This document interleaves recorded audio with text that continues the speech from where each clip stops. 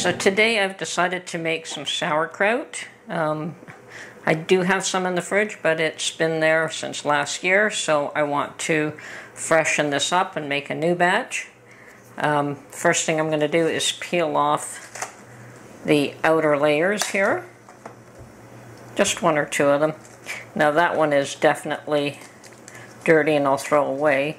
This one looks really good, so I'm going to save this one for the time being. Okay, put it aside. And one more. And I'll show you what we're going to use these for afterwards.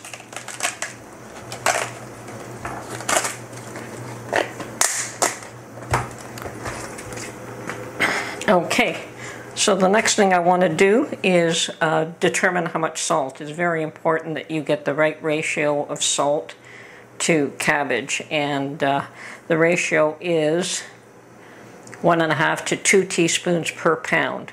So if you like it a little bit more on the salty side, you use 2. If you want it less salty, 1.5.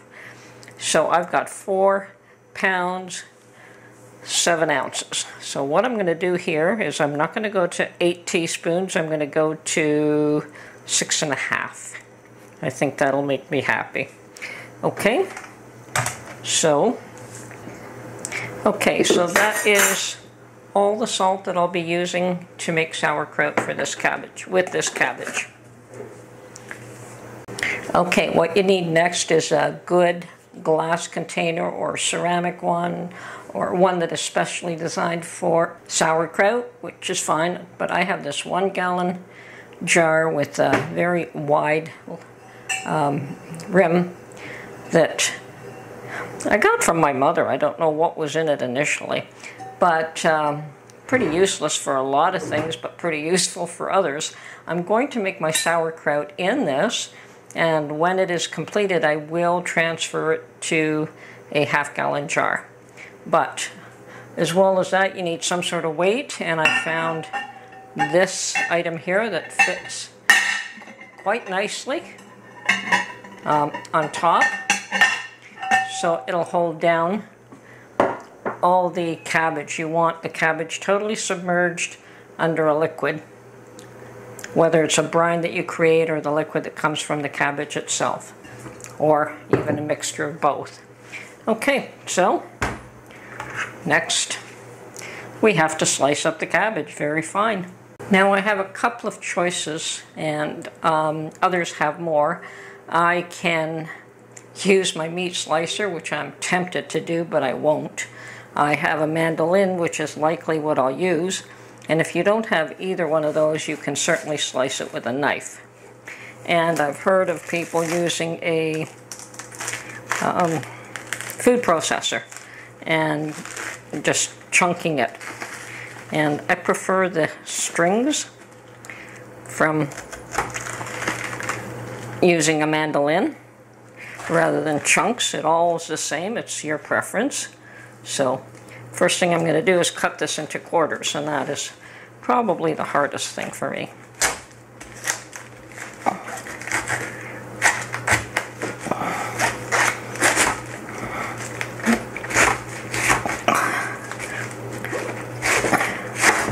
Whew. It's a nice solid cabbage, though. I did pick one out that was heavy. And cutting it into quarters is much easier. And didn't cut that straight, so I do have to take out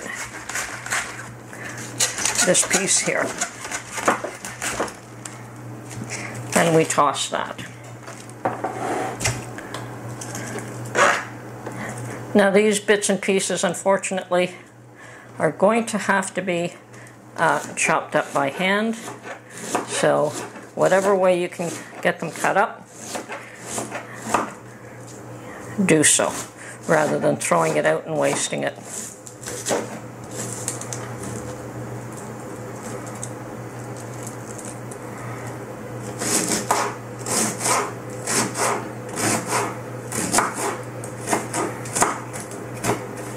Okay.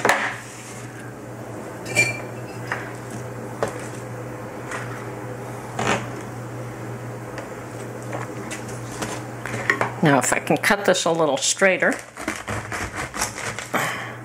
it seems to want to go where it wants to go. Okay, cut out the center.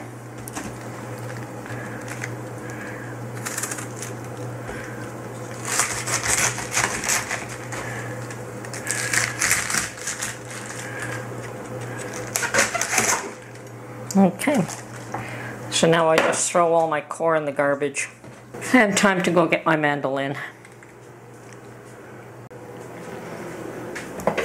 Okay, I've got my mandolin set up, and it does have this item that allows you to hold the cabbage. I've always found this really cumbersome to use, but one of my subscribers saw me using my mandolin and sent me this glove that is specifically designed for this purpose, so I'm wearing this one today. And I hope I've got this set up right. Yes, it's nice and thin. That's what I want.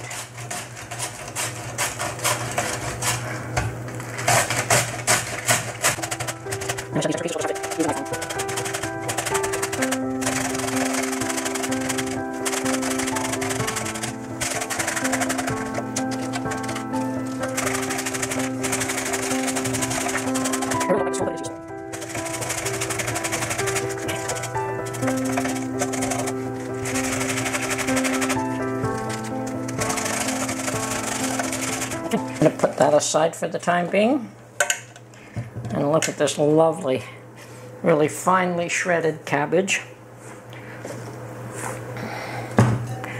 Just add this to my bowl, and I'm going to add just a bit of this salt on top right now, and we'll continue along until I've got this shredded up. Now, one cabbage is more than adequate for sauerkraut for Mark and I. It's not something that we eat a lot of. We probably should eat more of it, but we don't. So,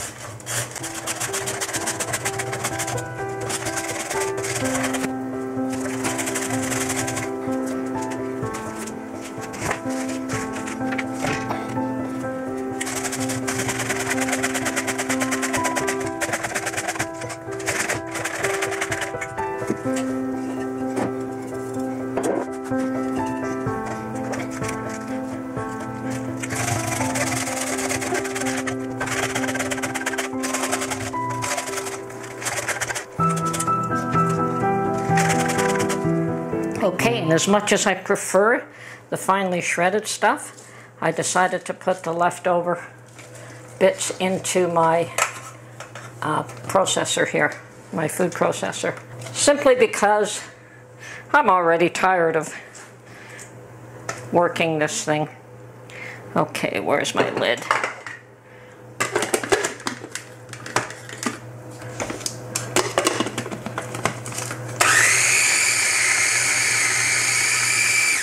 And I just set this on chop.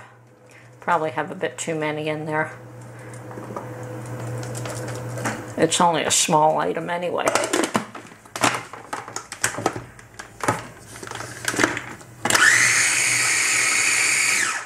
Okay, I don't want it severely finely ground, so just chop it up a bit and add it to my bowl here, and I'll do the last little bits. Okay, that's it.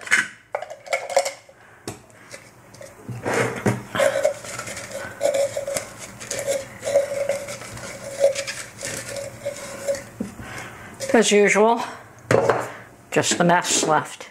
Okay, as far as the salt is concerned, if I haven't said it already, sea salt, kosher salt, pickling salt, any kind of salt except salt with iodine. So do not use your regular table salt. Okay, here we go. Now, in order to extract the juices, you want to pound this down. I'm going to take this glove off and find something to pound this with. Okay, so I found that my rolling pin is probably the best tool that I have in-house. And what you want to do is just pound this down until all the juices flow out of the cabbage. And if you don't want to do this, you could actually create a brine, but they always seem to suggest that the natural juices from the cabbage is a good way to go. Now, the other thing that I'm going to do is I'm going to let this sit for about half an hour, because I have pounded it down, and if I let it sit, it will wilt a bit more, and the juices will flow a little more freely. It's already starting to happen. And what you want is the liquid to actually come up and cover the whole cabbage. Okay, I'll be back soon. Okay, I've been pounding away, and I've had a change of heart, and I've decided that I want to transfer this into a half-gallon jar right now. Part of the reason is the ability to put it in the refrigerator for space, and the other reason is to be able to pound the stuff at the very bottom.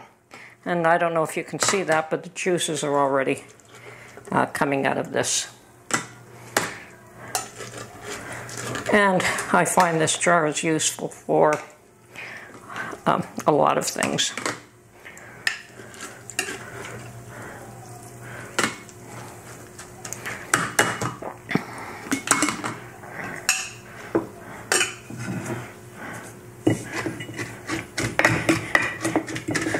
And this allows me to pound this down right now, too.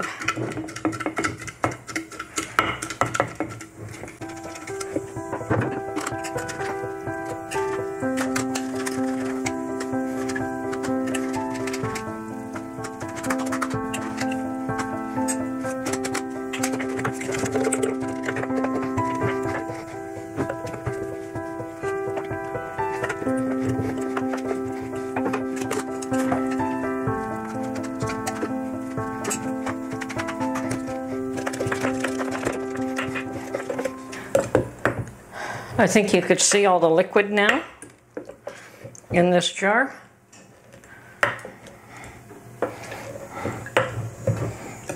And if I've had difficulty getting enough liquid, I've never been adverse to adding a bit of water. Because what you absolutely need is everything submerged under the liquid.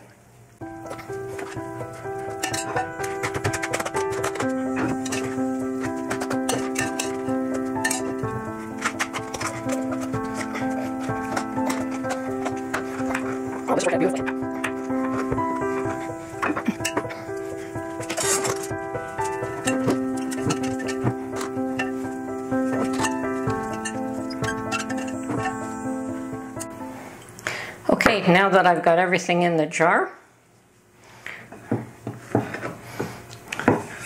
I'm going to continue to pound this a bit more. Ooh, nice lot of liquid there.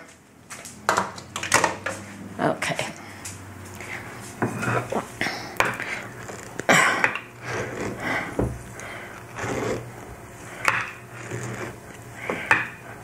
Actually, I think I'm pretty good to go here.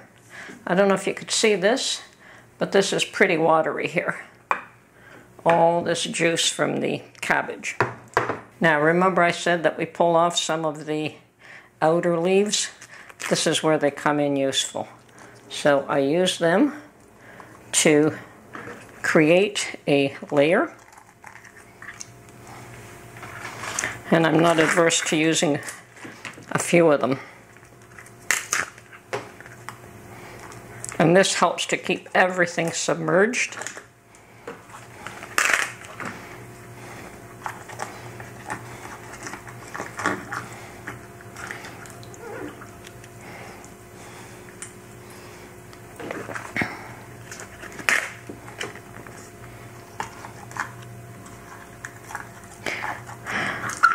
And then because I don't have traditional glass weights, this is what I use as a weight. Now this is half a jelly jar.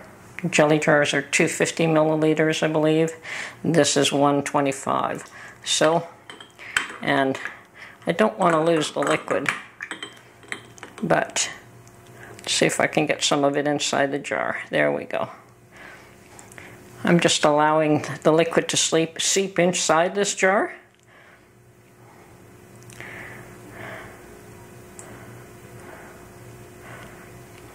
Perfect. Now I can push this down as a weight here. So everything is submerged. You do have a few floaters you might want to remove, and that's when you get really tiny ones.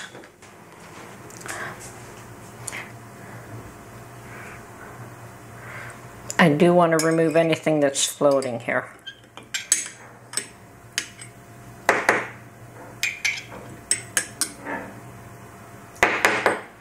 Probably won't harm anything.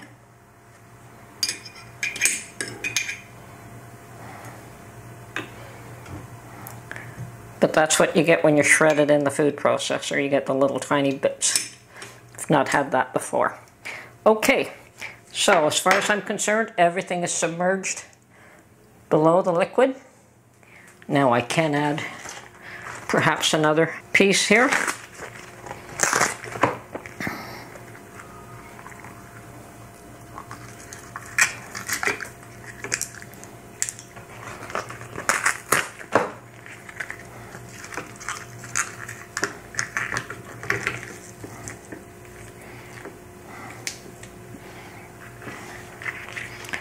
Perfect. This actually is pulled away and tossed in the garbage afterwards. You don't use this, it's just as a shield. Okay, so now I just put a lid, and I find one of my plastic lids, no metal, because this will ferment. And I also put this in a bowl so that if it leaks inside the bowl, and you do find that ferments do tend to push liquid out. That's it. That's my sauerkraut for this year, and it'll just sit on the counter or someplace aside. I will burp this on occasion, daily, probably a couple of times a day, and should ferment nicely at this point. Be ready in a couple of weeks. Okay, this is Tony from Her Homestead Skills. Hope you enjoyed this segment of making sauerkraut. Really easy, actually. So you could have done it directly in this jar, and as you can see, one cabbage works beautifully for one half-gallon jug.